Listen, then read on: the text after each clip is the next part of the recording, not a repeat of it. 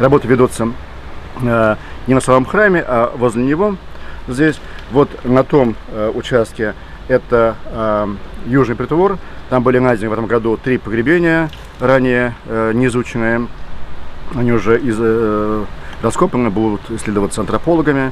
Вот на этом месте была найдена самая яркая находка прошлого года. Это был свинцовый саркофаг. Тоже времени постройки храма, вот в этой яме он находился.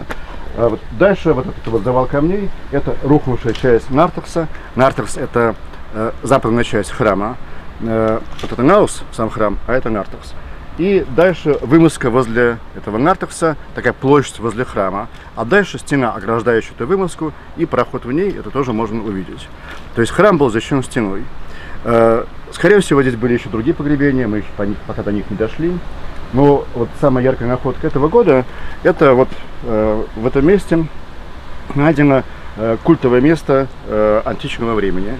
То есть это время примерно 5 век до нашей эры. Вот вы видите на вымазке из гальки фрагменты античных сосудов. Там античные и местные есть, и импортные, и местные. Вот они хорошо видны, вот это вот можно там поближе снять, только главное не наступать на гальку. Это вот буквально находка последних дней. Но такое здесь тоже раньше не находилось никак. Вот. И самое странное, что вот там, где вот дальше идет работа, там перекоп более позднего времени, там была найдена странная находка для этого места, железное пушечное ядро 19 века. Как все это относится, сложно пока понять. Вот. Работы здесь ведутся вот 4 года, как я уже говорил, будут вестись еще сколько лет Бог даст, посмотрим. В общем, и можно здесь копать еще 5, 6, 7, 10 лет, хоть еще вот сколько жизни хватит.